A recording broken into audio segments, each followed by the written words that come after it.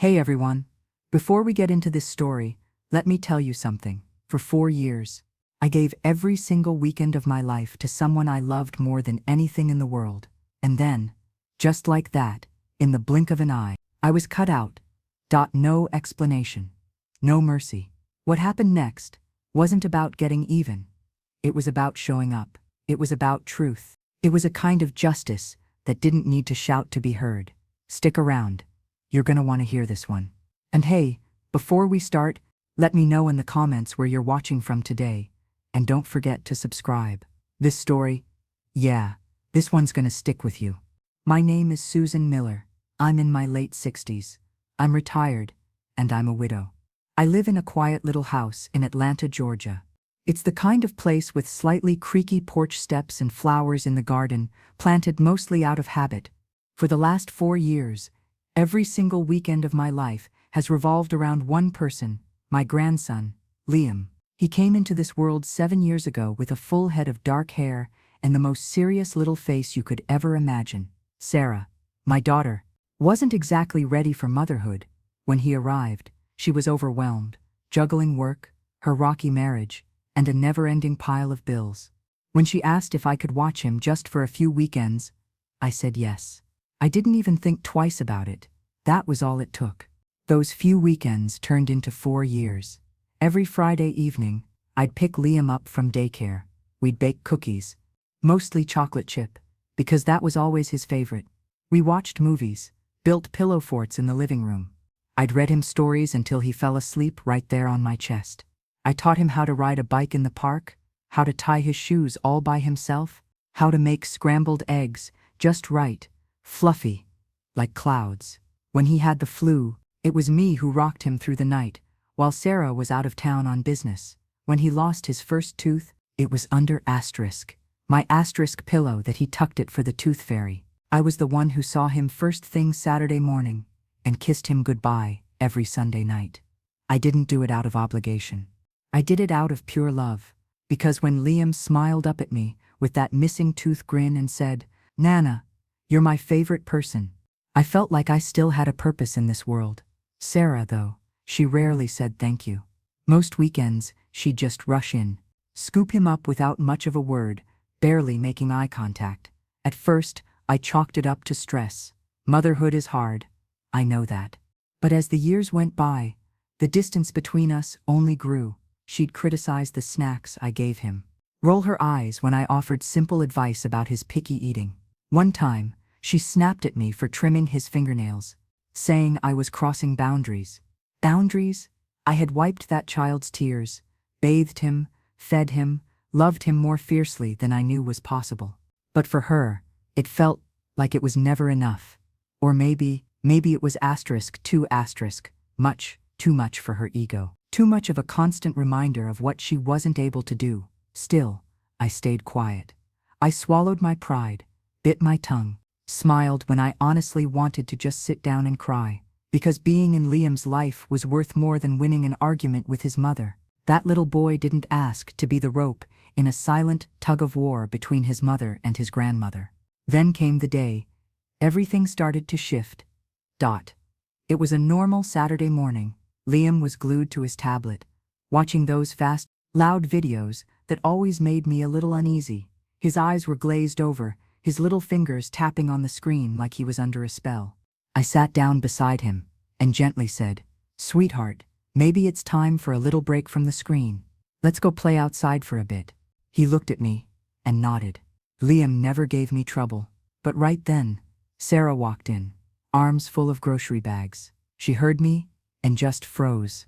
"I told you," she said, her voice sharp, not even looking at me. "I let him use the tablet as long as he wants. It's not a big deal." "I didn't say it was a big deal," I replied calmly. "I just think a little fresh air wouldn't hurt, that's all." She dropped the bags on the counter with more force than necessary. "You always think you know best, don't you? Always have to interfere." I was stunned. "I wasn't interfering," I said. "I was just trying to." She cut me off. "You don't need to come next weekend. I've got it." I blinked, unsure if I'd heard her right. "What do you mean?" "I mean," she said, grabbing her keys without even looking at me, You don't need to watch him anymore. I'll just make other arrangements. And with that, she walked out. I just stood there for a long time in the silence that followed. My hands were trembling slightly. My heart was pounding in my ears. I didn't know if it was anger I felt, or just profound sadness. Maybe it was both. All I knew for sure was that something had just shattered. Something I honestly never thought would break.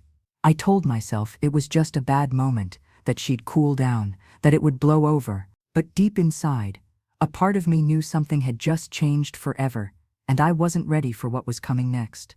The days after that Saturday blurred together, in a haze of confusion and hurt. I kept checking my phone, waiting for Sarah to call, to text, to say she'd overreacted.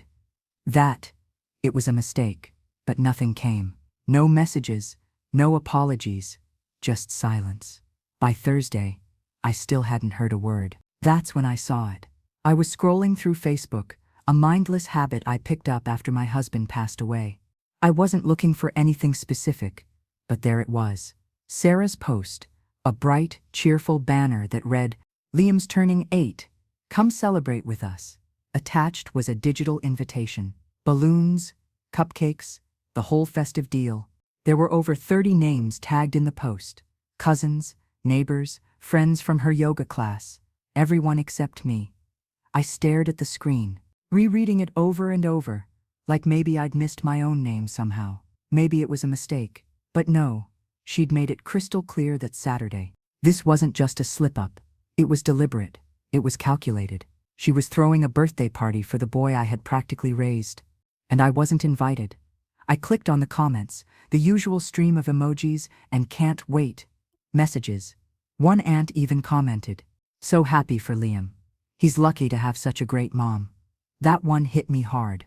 I didn't respond. I didn't comment. I just closed my laptop and sat there in the quiet. The kind of quiet that presses against your chest and makes it hard to breathe. I tried to call Sarah. No answer. I left a message. "Sarah, please, can we talk? I don't understand what's happening." She didn't call back. I called again the next day. This time, she answered. Her voice was flat. "What is it, Mom? I saw the post," I said. "You're really doing this without me," she sighed.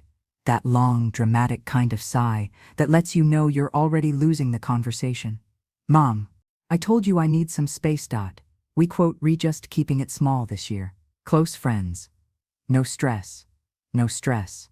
I laughed, but it came out bitter. "I've watched Liam every weekend for 4 years, Sarah. I changed his diapers. I held him when he had night terrors. And now I'm not close enough to beat his birthday party?" She didn't answer right away. Then quietly she said, "Mom, I think we need boundaries. You don't always respect how I do things." My mouth went dry. "So this is punishment?" "It's not punishment," she said, her voice hardening slightly. "It's a decision." And then she added, "Anyway, I have to go."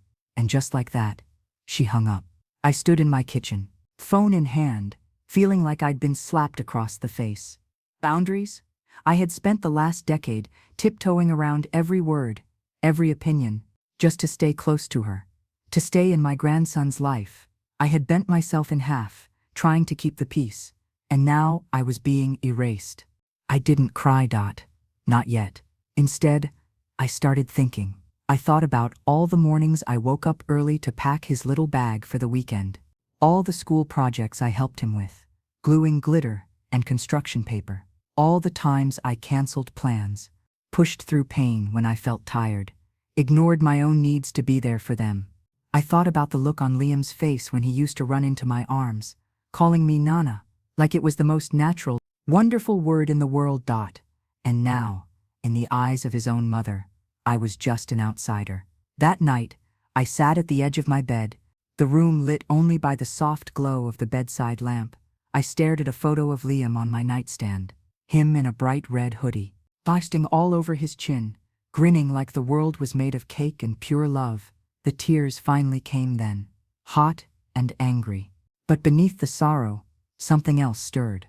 Not rage, not revenge, resolve. If she wanted to rewrite the story, to erase me from the narrative, then fine, But I'd write my own chapter, and I would do it for him. I didn't know exactly how yet, but I knew one thing for sure. I would not go quietly into that good night. Friday morning came like a fog, heavy and slow. I woke up before sunrise, habit mostly, but also because sleep had turned its back on me the past few nights.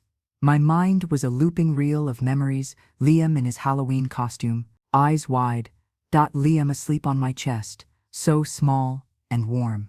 Liam drawing crooked little hearts with I were Nana written inside. I had no plans for the day. No pickup time from daycare, no grocery list for his favorite snacks, no little backpack by the door ready to go. For the first time in years, my weekend was completely, utterly empty. I walked around the house like a stranger in my own home. His toys were still tucked in the basket by the fireplace. His little toothbrush still sat next to mine in the upstairs bathroom. Everything in that house whispered Liam, and the silence where his laughter should have been was a scream I couldn't escape. I sat down with my coffee, my hands still trembling slightly, and opened Facebook again. I didn't want *2. I knew it would hurt. But something in me needed to see it. The party plans were unfolding in real time. Sarah had posted another update, a picture of the birthday cake, 2 tiers, superhero-themed fondant letters, spelling Liam is 8. The caption read, "Can't wait to celebrate my boy. Sunday's going to be amazing." My stomach twisted. Comments poured in. "Looks delicious. He's growing up so fast. Best mom ever." I didn't belong in that world anymore, the one where my daughter was a perfect, loving parent, and I was just background noise. Forgotten. At some point, I checked the list of people tagged again. Friends, family, even my neighbor Brenda was going. Brenda, the woman I'd given my famous casserole recipe to. The one who came over for tea after her surgery, and I sat with her for hours. She hadn't even mentioned the party to me. And me? Still not a single word. Not a message. Not even a polite excuse. I was being erased, not just from the event, but from my own family's story. I did what I always do when the pain gets too loud to bear. I cleaned.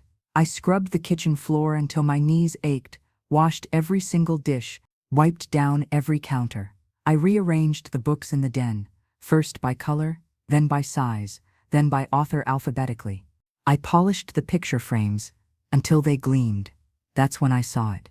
On the shelf in the hallway, nestled between 2 little ceramic birds Liam gave me for Mother's Day, was a framed photo of us at the zoo. He was maybe 5 years old in the picture. We were standing by the giraffe enclosure, both holding ice cream cones. He had chocolate smeared all over his chin. And I had that look in my eyes. The one where love just spills out, even when you're not consciously trying to show it. I took the frame down, sat on the floor right there in the hallway, and held it against my chest. How could she do this? It wasn't just the party.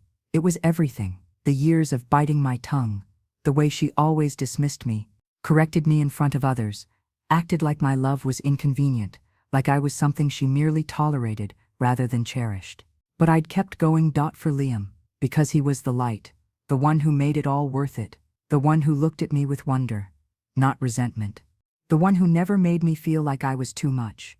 Now even that was being threatened, being taken from me. I didn't eat that day. I didn't speak to anyone. I sat in that hallway until the sun went down, holding that picture, like it was the only proof I had left that I still mattered.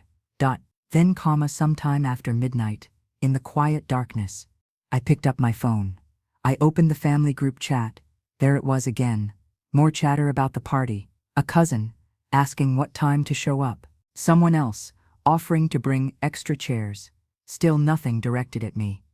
I typed a message, my fingers shaking slightly. "Thanks to everyone who's going to Liam's party on Sunday. Just wanted to let you know. I won't be there. I wasn't invited." Then I hit send. It was the quietest scream I'd ever let out. No one replied, not immediately. Not for hours, but I'd said it. I'd stopped pretending everything was okay.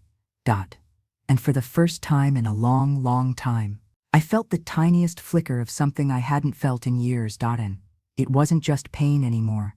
It was anger, yes, but also clarity, strength. I was no longer just a forgotten grandmother. I was a woman who had been hurt deeply, and who had finally decided to stop swallowing the pain.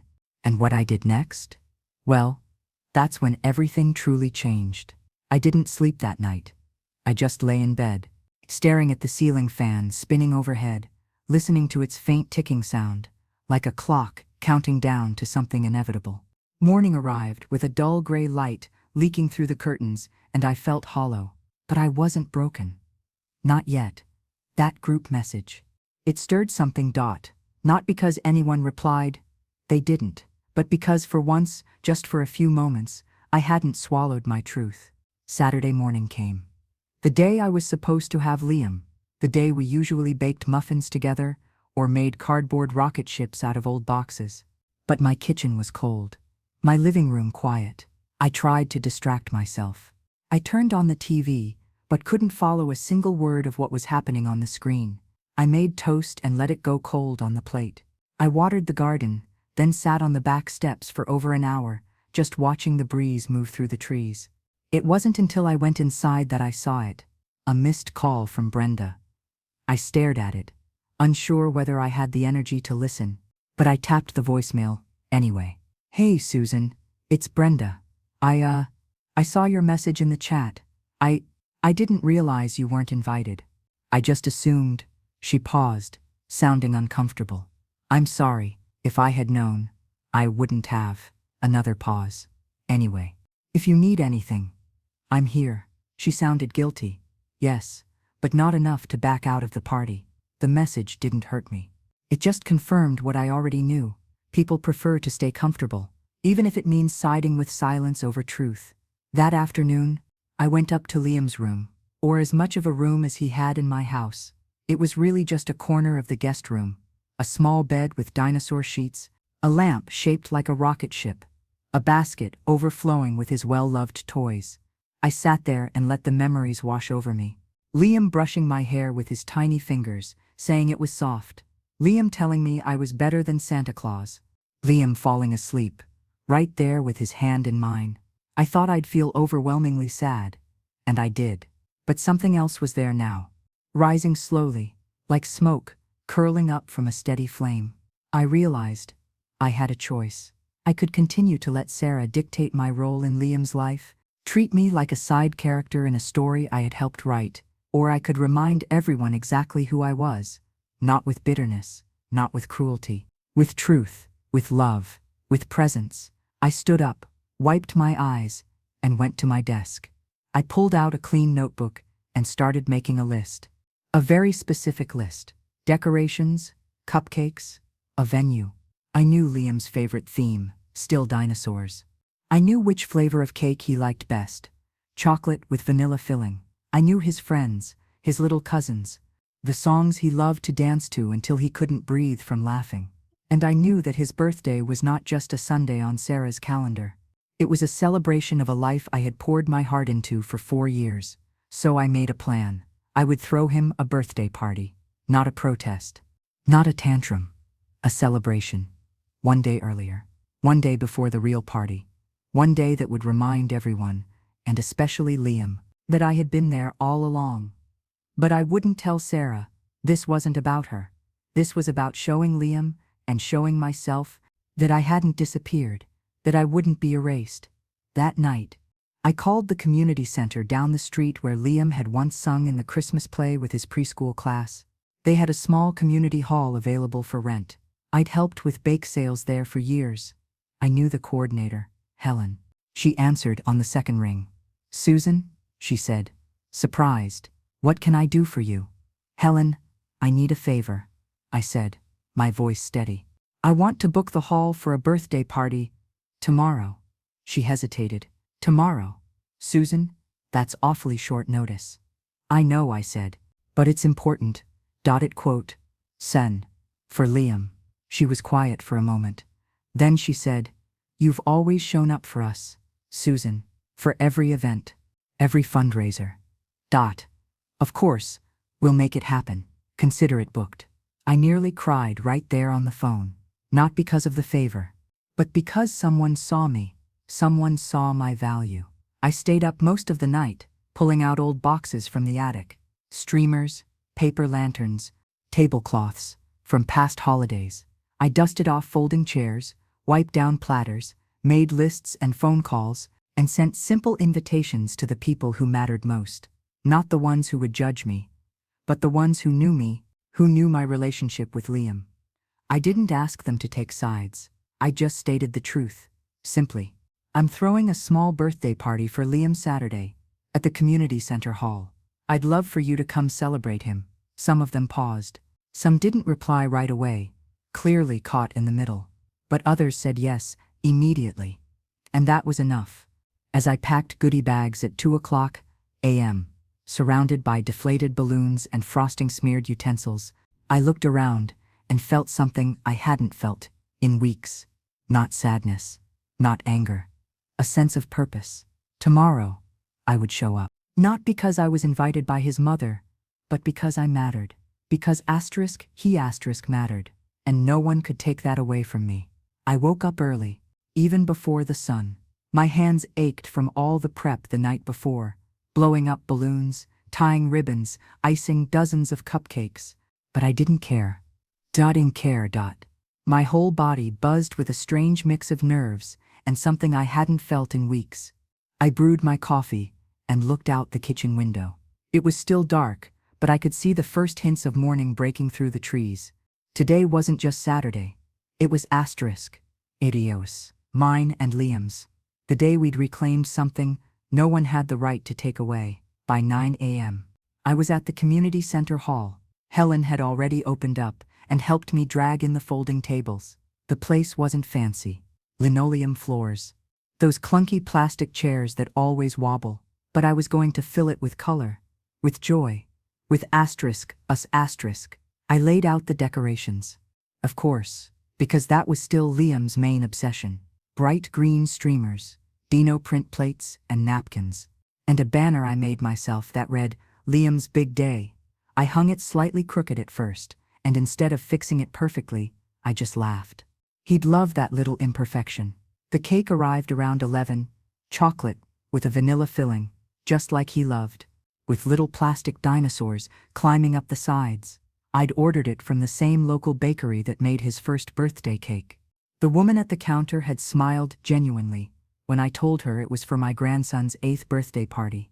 He's lucky to have a grandma like you, she said. She didn't know the half of it. By noon, the tables were set. The room was filled with the sweet smell of freshly baked cupcakes and just a touch of nervous excitement. People began to trickle in. Cousins who had said yes, friends from church who I'd known for years, even one of Liam's classmates with his parents, who looked a little unsure but were clearly supportive. Each person who walked through the door carried something more than just a gift. They brought validation. Quiet loyalty, an unspoken understanding. And then, right on time, Liam arrived. He thought he was just coming over for our usual Saturday activities. Sarah had dropped him off early, clearly eager to be rid of him, while she prepared for her own party the next day. She didn't even walk him to the door. He came bounding up the steps to the community center, backpack swinging, and yelled, "Nana." "Hey buddy," I said, kneeling down right there in the entryway, to hug him tightly. "Want to take a little ride with me?" He grinned, eyes sparkling. "Where to?" "You'll see," I said, a secret smile playing on my lips. We got in the car, and he asked me question after question the whole way. I just told him we had a big surprise waiting for him. He tried guessing everything: the park, the zoo, a toy store. When we pulled up to the community center and I opened the door for him to see inside, his jaw just dropped. The room exploded with applause and cheers. Music played softly in the background. The tables were full of food, colorful decorations were everywhere, and most of all, it was full of people who knew what today meant. Liam turned to me, his eyes wide as saucers. Is this for me?" "All for you, sweetheart," I said, my voice thick with emotion, trying hard not to cry. Right then and there, he didn't hesitate. He ran into the room, touching everything, hugging everyone who reached out to him. He danced when the music picked up. He played games with his cousins and the other kids. He laughed, that kind of pure belly laugh only kids can make when they are truly, completely happy. and every single time he looked at me, across the room or right beside me, I saw something I'd been afraid I'd lost forever. Connection. Recognition. Love. We ate cake. He blew out the candles on the dinosaur cake, his missing tooth showing proudly. I helped him open presents, sitting on the floor surrounded by wrapping paper. At one point, he leaned over and whispered in my ear, just for me, "Nana, this is the best party ever." And just like that, every ache I'd felt in my chest, every perceived insult, every moment of rejection from his mother, it faded into the background. Because this asterisk was real, this pure joy, this undeniable bond. This truth that was unfolding right in front of my eyes. I saw a few people taking pictures, posting them online. I didn't stop them. Let Sarah see. Let her scroll through her phone tomorrow and realize that she didn't get to write the whole story by herself. That no matter how tightly she tried to control the narrative, I was still in it. Not because I demanded it, but because I had earned it. As the guests said their goodbyes and the hall quieted down, Liam came over to me with a piece of cake still in his hand. "Do I get 2 birthdays now?" he asked. Half serious, half hopeful, I smiled gently. "Well, this one's special, buddy. This one's just for us." He nodded, like he understood completely, and leaned his head against my arm. I held him close, breathing in the moment, the sweet smell of cake and little boy. I didn't know what Sarah would say when she found out. I didn't know what would come next for us. But right then, with Liam in my arms, surrounded by the quiet remnants of the people who mattered, I felt whole again. I had shown up. I had reminded the world, and myself, who I was, and no one could ever take that away from me. I barely slept that night. But for the first time in weeks, it wasn't from pain or anxiety, it was from peace. A quiet kind of satisfaction hummed beneath my skin. I had done it. I had given Liam the kind of day he deserved, a day filled with genuine love and presence, and I had reminded myself that I wasn't invisible. But the silence that followed the party was thick and heavy, like the air right before a storm breaks. Sunday morning, I sat at the kitchen table with a cup of lukewarm coffee and waited. I knew Sarah would find out. The photos were already making their way through the family circle and beyond. Smiling faces, a dinosaur cake, Liam holding a balloon in each hand, beaming like he had no idea what kind of emotional battlefield surrounded him. I wasn't sure how or when the explosion would happen, but I knew it was coming. It happened just after noon. I was putting away dishes when the knock came hard and fast. No rhythm to it. My heart kicked up in my chest before my feet even moved towards the door. When I opened it, Sarah was standing there, arms crossed, eyes sharp and accusatory. "You threw him a party," she said. It wasn't a question. It was an indictment. I took a breath, steadying myself. "Yes, I did." Behind my back, she pressed. Without asking me, I stepped aside and motioned for her to come in. She didn't move. "I'm not here for coffee, Mom." "I didn't offer," I replied, my voice quieter than I expected it would be. She stared at me, jaw tight.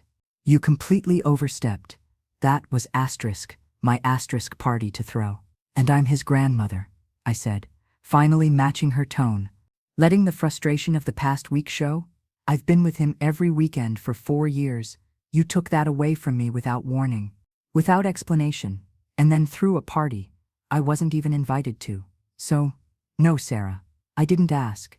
Because you made it abundantly clear my presence wasn't wanted." She blinked, as if the words had physically slapped her.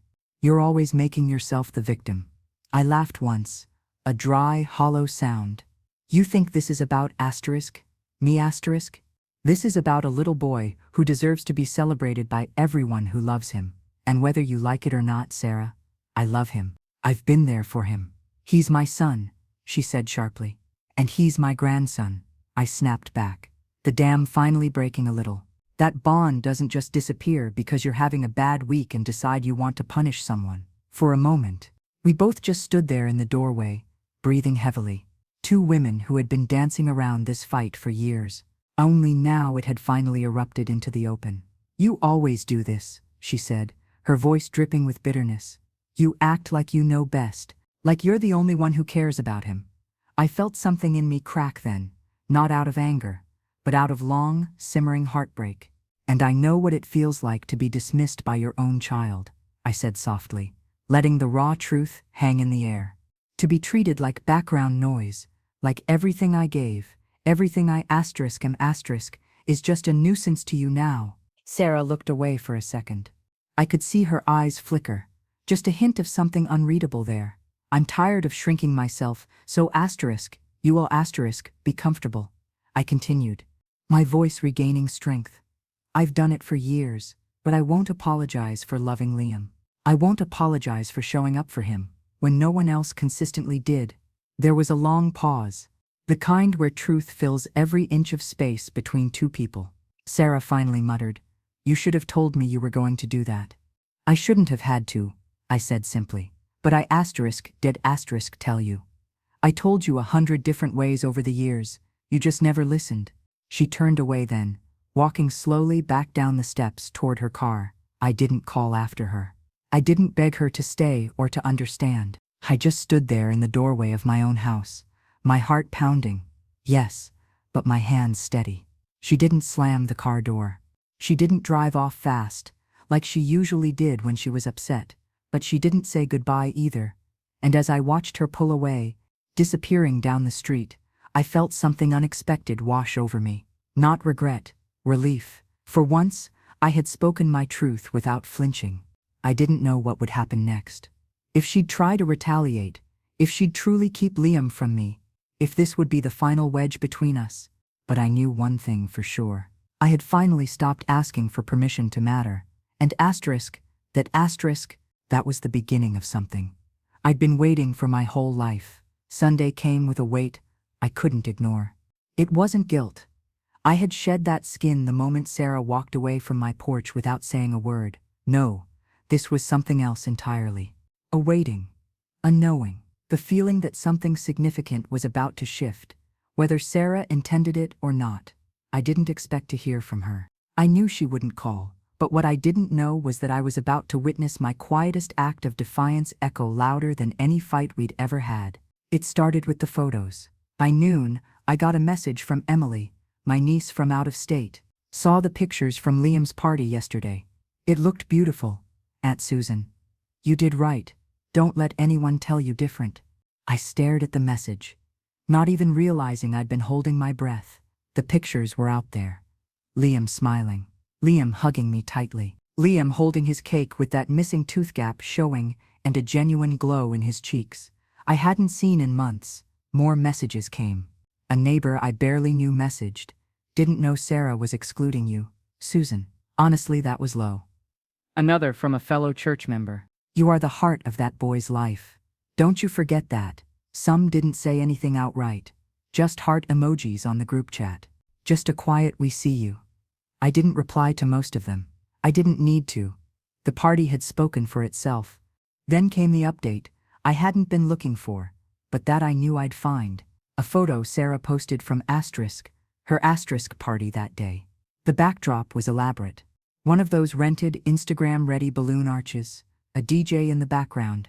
You could see the setup. Catered food on fancy platters. Expensive, polished dot. But there was something fundamentally off about it. Liam looked tired. He stood in the center of the photo, holding a slice of untouched cake, eyes not on the camera, but somewhere else entirely. His smile didn't quite reach his eyes.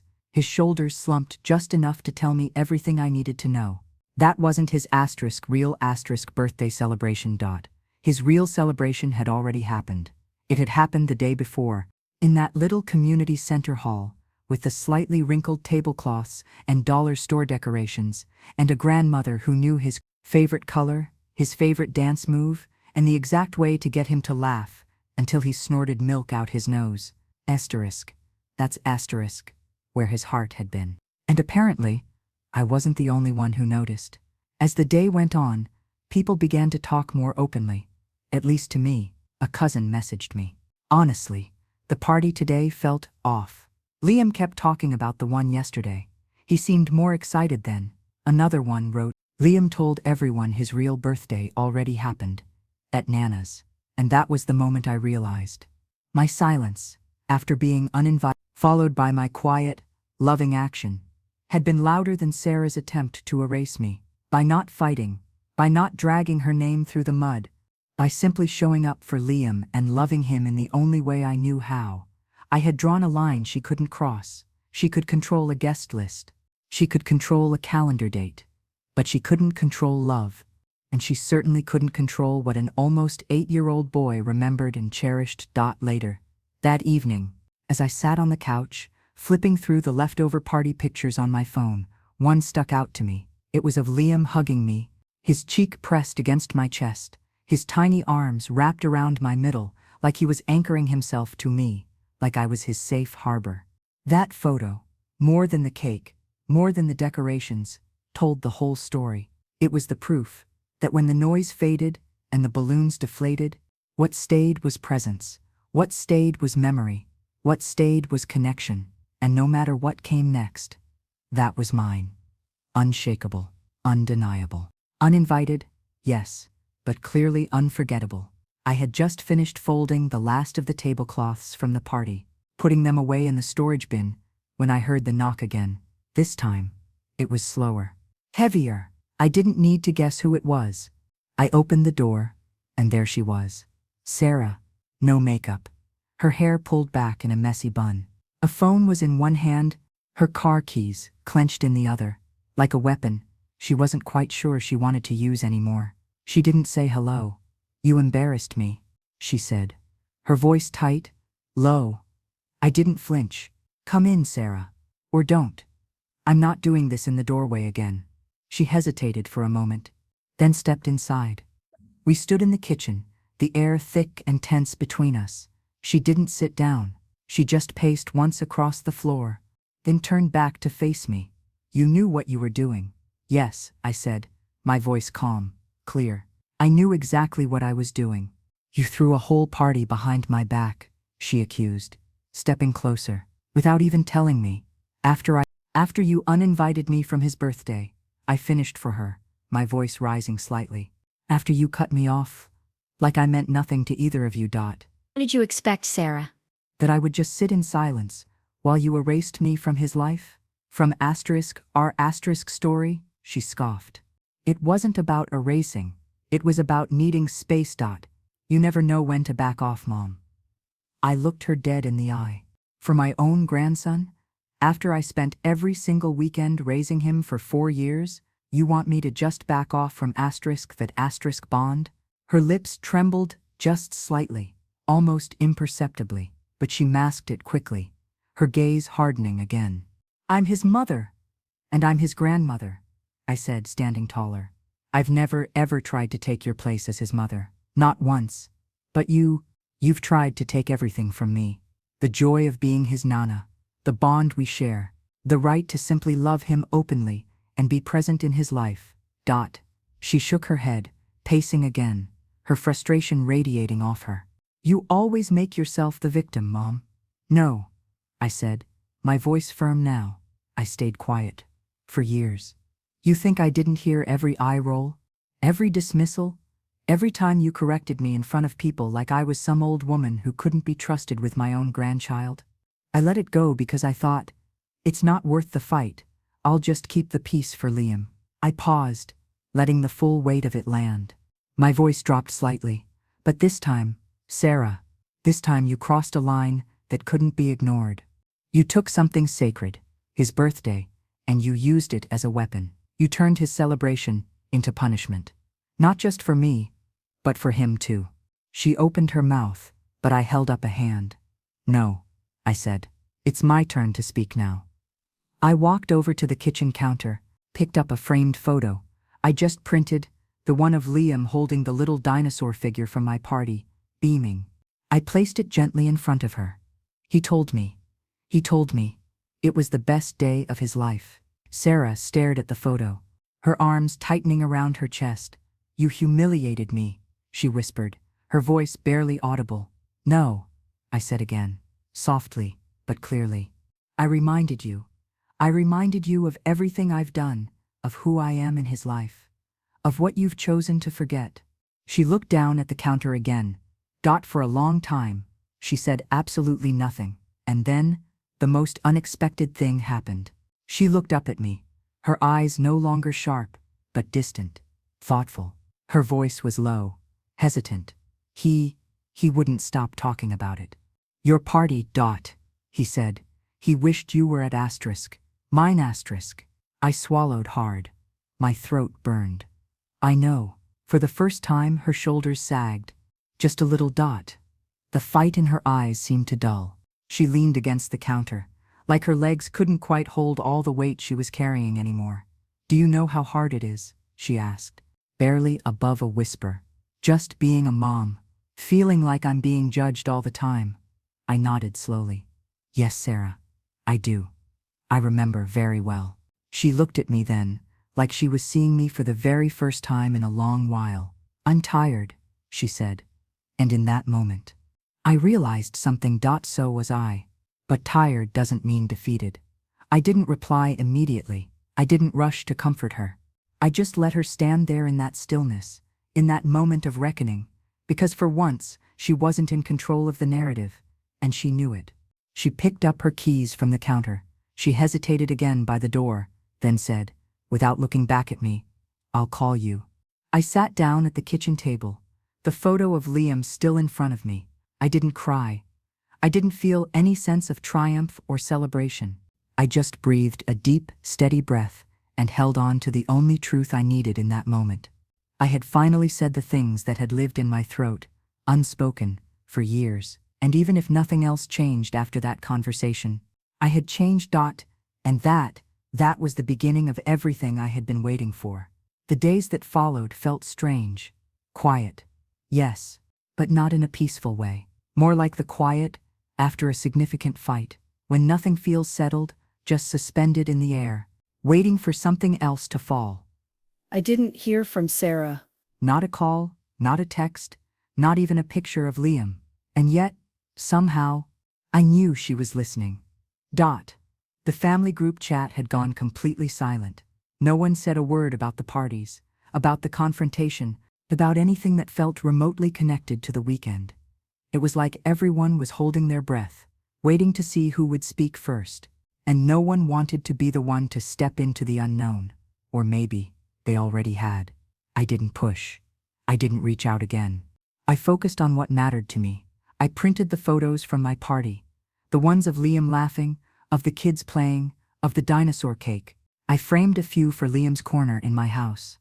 I cleaned up the last of the decorations, folded the leftover napkins neatly, tucked the dino-themed plates back into a bin labeled Liam's stuff. Because despite everything, despite the uncertainty, I still believed he'd be back. Maybe, not next weekend. Maybe, not the one after that. But one day, I had to believe that. Then came the ripple effect. It started subtly. Emily, my niece, called me a few days later. She'd been caught in the middle, invited to both parties. Hey, Aunt Susan, she said, her voice a little unsure. I just wanted to say, I think what you did was really brave. I sat down slowly, surprised by her directness. Yeah, she said. I mean, people are definitely talking about it. But I was there on Saturday. I saw Liam. He was happy. Not just birthday cake and presents happy, like full heart, light in his eyes happy. She paused. And Sunday, she continued softly. He just wasn't the same. He looked tired, like you said. He kept telling me, I already had my party with Nana. He said it like that *1 was the real one. You know? My throat tightened. Thank you for telling me that, Emily. More calls trickled in over the next few days, some texts. A message from a friend at church. That little boy adores you, Susan. Don't let anyone try to rewrite that story. People weren't just taking sides openly. They were remembering. And Sarah? She couldn't hide from that. I didn't want revenge.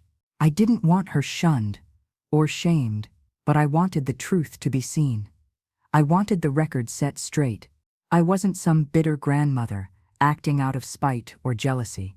I was someone who had been there, who had consistently shown up, who had been pushed aside because it was easier than facing what my consistent presence represented. Love that never left. A mirror that showed her what she didn't want to see in herself. Later that week, I ran into one of Sarah's friends at the grocery store. The awkward pause in her smile, the way her eyes darted away, it said everything before she even spoke. She finally managed, "Oh, hi, Susan. I didn't know what was going on last weekend. I just thought maybe you were traveling or something." I smiled, but it didn't reach my eyes. "No," I said gently. "I was here, just not invited." She looked incredibly uncomfortable. "Oh, well, Sarah's party was nice." "Nice?" I repeated, letting the word hang in the air for a moment. "Well, that's something." She hesitated, clearly feeling the weight of the moment. Then she added, almost conspiratorially, "Ethan, Liam wouldn't stop talking about your party though." And that was it. That was the pattern. No one could say what they were really thinking. Not directly to Sarah, at least, but they were starting to see the story differently. The narrative she tried so hard to control was slipping through her fingers, and not because I fought her for it, but because I simply lived my truth out loud. And Liam, he was the loudest part of that truth. Apparently, he'd told his teacher about my party, Drew. A picture of the dinosaur cake said it was his real birthday celebration. Sarah must have heard about it eventually. I can only imagine how it stung. Hearing that her meticulously planned, expensive event had been reduced to an afterthought in her own child's eyes, outshunned by a simple party in a community center hall. And I didn't feel smug about it. I felt seen. The silence between us still stretched wide. Yes. But I had said everything I needed to say. Now, it was her turn. Or not. Either way, I was done shrinking myself to fit into her narrative. The storm had passed, and in its wake, something new was beginning to grow. Sunday arrived again. Exactly 1 week after the storm broke between Sarah and me, the memory of last weekend was still fresh in my mind. Liam's laughter echoing in the hall, the warmth of being surrounded by supportive faces, the quiet fire that had burned in my chest when Sarah confronted me at my own door. But this Sunday wasn't about confrontation. This was her asterisk day. Her official party day, the one she had planned, the one she had deemed small and intimate, where I didn't belong. I didn't expect an invitation this time, and I certainly didn't need one. But I won't lie, there was still a flicker of curiosity. Not to see the elaborated decorations or the guest list, but just to know, would they notice my absence this time? Would they feel it in the air? Around lunchtime, the time her party was scheduled to start, I sat on my porch with a glass of sweet tea and just watched the world go by. The sun was hot, the cicadas were loud in the trees, and my quiet neighborhood felt oddly still for a Sunday afternoon. I thought about what Liam might be doing at that exact moment. Blowing out candles, maybe, playing games with kids he didn't see every weekend. Opening gifts from people who hadn't been there when he cried through stomach aches or bravely scraped his knees learning to ride that bike. I didn't scroll social media. I didn't need to. The messages found me anyway. The first one came from Brenda, my neighbor. "Hey Susan. Just wanted to say, I stopped by Sarah's party for a bit. It honestly felt weird, without you there." Then Emily again. "Aunt Susan. I think literally half the guests expected to see you today. Liam kept asking where you were at first, and then later, this message. He told me again today. He said, it wasn't his real birthday. He said, Nana already gave me the real one yesterday." I closed my eyes, a quiet breath escaping me. It wasn't vindication I felt. Not really. It was something deeper. Validation. Proof that presence truly does speak louder than anything else, that even a child, barely 8 years old, could feel the profound difference between love that simply hosts an event and love that consistently shows up, day after day, weekend after weekend. Later that evening, after the sun had started to dip below the horizon, I did glance online. Sarah had posted only one photo from her party. Just one. It was of Liam standing in front of a pile of brightly wrapped gifts, a banner behind him that read, "Happy 8th birthday." The image was fine, pretty, polished. But it felt sterile, like a magazine cover staged by someone desperately trying to prove something. And Liam? He wasn't smiling in that photo. He looked tired, not sad, not angry, just worn out. Like someone who had already been through the celebration that genuinely mattered to him. Aunt Carol called me shortly after. She's the kind of woman who never picks sides in family drama, who just bakes casseroles for both ends of the feuding line. But her voice was gentle, thoughtful. "Susan," she began, her voice low, "I just wanted to say, you did what any real grandmother would have done. You did right by that boy."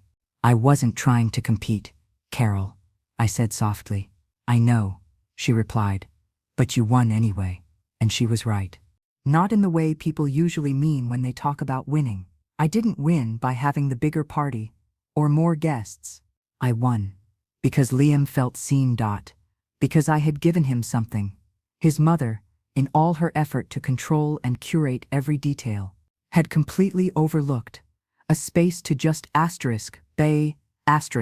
loved, not paraded, not posed for photos, not performed for, just loved. And no matter how many present she opened that day, none of them would match the feeling of being held close by someone who knew his favorite dinosaur, the name of his imaginary friend, and the exact way he liked the crust cut off his sandwiches. That night, I didn't wait for Sarah to reach out. I didn't expect her to. I had already said what needed saying. I had acted when the silence from her became unbearable. Now, the silence was hers to hold. And whether she chose to fill it or not, I was no longer afraid of being left out, because I knew now that I hadn't been excluded.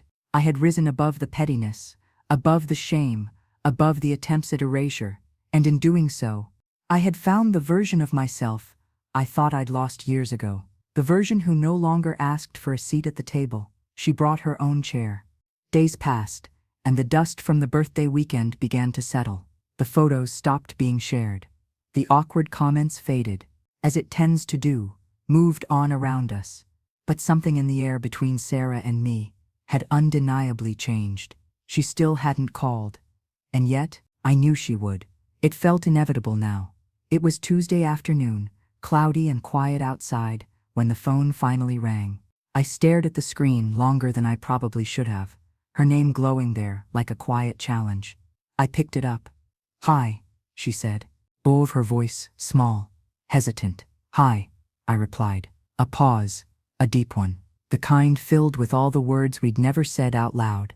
"Can we talk?" she asked. I didn't hesitate. "Yes, Sarah, we can." She came by that evening.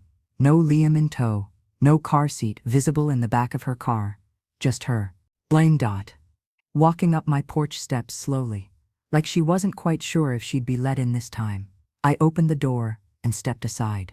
She didn't linger on the threshold. She walked straight in and sat down at the kitchen table, the very same place where just a week before she had stood and accused me of betrayal. But this wasn't quite that woman anymore. This was someone softer, smaller, tired. I sat across from her. The silence stretched again, long and delicate. She broke it first. "Liam misses you." I nodded slowly. The simple words a balm to my bruised heart. "I miss him too." She looked down at her hands, turning her wedding ring around and around her finger, like it held answers she couldn't find. "I don't know why I did it," she said, her voice quiet. "Uninviting you, cutting you off like that. I was just so angry." "And who were you angry at, Sarah?" I asked gently.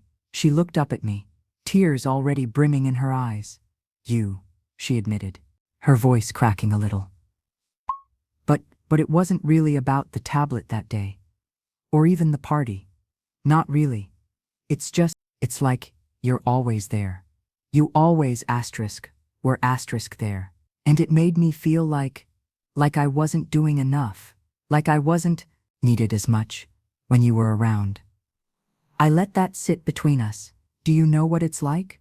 she continued, her voice barely above a whisper, the tears starting to spill. "To be the mom, but feel like the second choice sometimes." The question hit me in the gut. I had never, ever heard her say anything like that before. "Never, Sarah," I said quietly, reaching across the table slowly, carefully, and placing my hand over hers. "I never ever wanted to replace you. I only stepped in where there was space, where you needed help. I didn't do it to take over." I did it because Liam needed me. Because you needed me. I know, she whispered, her voice thick with tears. And I think I resented you for it, even while I needed you so desperately. She wiped a tear away quickly, looking embarrassed. I've been so angry at myself for not being more present, for not knowing how to just be the kind of mother I thought I should be. And every time Liam came home talking about Nana this and Nana that, it just reminded me of everything I felt like I wasn't. And I took it out on you, because you were the easiest one to be angry at. Because you weren't enough, I prompted softly. She nodded, tears streaming down her face now. Julia, Sarah, I corrected myself gently. You were doing your best. I saw that. I never judged you, not once. But you judged me, she sobbed. You punished me for loving him too well, I said, my own throat tightening. For being there, you pushed me away. That broke something between us. She sobbed then, not loud, not dramatic like her sigh, but deep.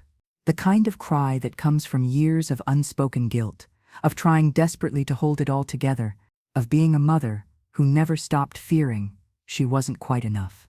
I'm so sorry, Mom, she said through the tears, squeezing my hand back. I was wrong, about everything. You didn't deserve that, none of it.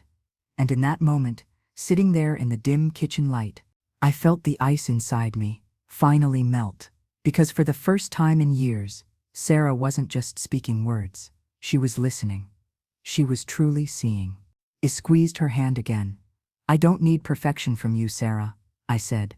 I never have. But I do need honesty. I need respect. She nodded, still wiping at her cheeks with her free hand. And I need Liam to grow up, knowing that family means presence, not pride, not power struggles. Okay, she whispered, her voice small but clear. We sat there for a little while longer. In the stillness, the heavy past between us, like broken glass, that was finally starting to be swept away. She looked up at me again, her eyes red and tired, but somehow more open than I'd seen them in years. Do you want to come over this weekend? She asked. Spend time with him? My heart, for all its bruises, still knew joy when it heard it. Yes, I said. Sarah, I'd like that very much. She smiled. It was small, unsure, but it was real. And for the first time in a long, long time, I saw my daughter not just as the woman who had pushed me out, but as the little girl who was still in there somewhere, who still needed her mother, not to fix everything, not to judge, but just to be there. And that I could do. The next few days felt like a slow, gentle unfolding. The tension that had hung between us for so long began to ease, like a heavy cloud, finally breaking apart after a storm. I didn't expect an instant reconciliation. These deep wounds, these complicated relationships, they take time to heal. But when Sarah called on Friday afternoon, her voice still a little hesitant, but definitely softer, to say that Liam was already looking forward to seeing me, I felt something truly significant shift within me. I was finally going to be in the same room with him again, not under the weight of anger or thick silence, but with the fragile possibility of connection. Saturday morning came, and I got ready like I was going to a celebration. The air in my house felt lighter than it had in months. I wore the same simple floral dress I'd worn to his first birthday party, the one with the little embroidered flowers around the hem. It felt like revisiting an old, cherished memory, one that hadn't been tainted by bitterness. I arrived at Sarah's house a little early, waiting on the porch for just a moment, taking it all in. The house was quiet, still, the way it always was on a Saturday morning before Liam was fully awake and buzzing, the way it always was when I arrived for the weekends with him. But today was different. Today I wasn't stepping into a role I was told to fill, a task I was assigned. I was stepping into a space where I had permission to just be asterisk. When the door opened, Liam was standing right there, his eyes wide, with pure excitement. Nana, he shouted, and ran straight into my arms. He smelled like cinnamon toast and toothpaste, his little arms wrapping around me as tightly as his small body could manage. I bent down and hugged him back, just as hard. Hey, buddy. How's my favorited dinosaur expert? He grinned, showing off that same gap-toothed smile that always melted my heart. I'm the best at dinosaurs. You know that. I do, I said, ruffling his soft hair. I brought you something. I handed him a small gift bag, and his eyes lit up as he pulled out the little dino figurines I knew he'd been wanting. He hugged them to his chest like they were precious treasures, even more than the hug he'd just given me. Sarah stood behind him in the doorway, arms still crossed, watching us. She was quiet, unsure, but I could see the softening in her expression, a tentative vulnerability. She didn't move. She didn't interrupt. She just let us have this moment. And for once, that was enough. We all went inside. Liam led the way, chattering excitedly, showing me the newest drawings he'd made, the puzzles he was working on. Sarah stayed in the background, not quite engaging in the conversation, but not pulling away either. It was as though we were all standing on this new ground together, unsure of what exactly came next, but willing to move forward, one step at a time. We ate lunch together, at their kitchen table. It wasn't anything fancy, just sandwiches and chips, leftovers from her party, I guessed. But there was something about it that felt warm, genuine, like we had finally returned to some semblance of normalcy after being adrift for so long. There were no forced conversations, no hidden resentments bubbling under the surface. It was just us, just a family sharing space again. After lunch, we decided to take a walk to the park, down the street. Liam raced ahead, laughing, his joy filling the air around us like a tangible thing. For the first time in months, I didn't feel like I was walking on eggshells, afraid of saying or doing the wrong thing. I was just there, present in the moment, with the people I loved most in the world. Sarah and I stayed behind, walking side by side on the sidewalk, the physical distance between us shrinking bit by bit with each step we took. "I'm sorry, Mom," she said quietly, her voice low but steady. "I should have never treated you like that, uninviting you. I don't know what I was thinking." "I know," I replied, my voice just as soft. "And I'm sorry too, Sarah, for my part, for not standing up for myself sooner, for letting the silence and the distance grow between us for so long." She looked over at me, and for the first time I saw raw vulnerability in her eyes, not the coldness I'd grown used to, but something real and open. "You were right," she said. "I did need you, and I didn't know how to ask." "You don't have to ask, sweetheart," I said gently, slowing my pace. "You never did. I'm your mother, and I'm always here, just like I've always been." She nodded, the tension in her shoulders finally relaxing, letting go of some invisible weight. "I don't deserve you sometimes." I shook my head. "We all make mistakes, Sarah. It's how we face them, how we try to fix them. That's what matters." We walked in silence for a few more moments, the weight of so many unspoken words finally starting to lift from our shoulders. When we reached the park, Liam was already sitting on a swing, his legs kicking out in that carefree, joyful way only children can manage. He saw us approach and waved wildly. "Mom! Nana! Come push me!" Sarah and he shared a look then. A quiet moment of deep understanding. No words were needed. Just the shared knowledge that we had made it. We had made it to the other side of something painful, something incredibly hard. Now, we had a chance to rebuild, to create something new from the fragments of what had been broken. I sat on the swing next to Liam's, pushing him gently at first. He laughed, his arms stretched wide, like he was trying to touch the sky. "Nana, higher!" And for the first time in a long, long while, I felt like I was exactly where I was meant to be. Not asking for permission to be there. Not waiting for validation from anyone else. Just being there. Present. As his grandmother. As his family. Sarah stood by the park bench watching us dot. She didn't need to say anything more. The truth had been spoken. The hurt had been felt. We were moving forward. Not as perfect people. No, far from it. But as real people, flawed and messy. Trying to do better. Trying to heal. The swing creaked rhythmically beneath me, the wind rustling the leaves in the trees overhead, and for the first time, I truly realized that sometimes, the most beautiful things in life aren't the loudest or the brightest. They're the quiet moments of connection. The slow, gradual shifts in relationships. The moments that pass without fanfare, but leave you feeling like you've finally come home. And as I pushed Liam higher and higher, his laughter filling the air around me, I felt it. I had my family back.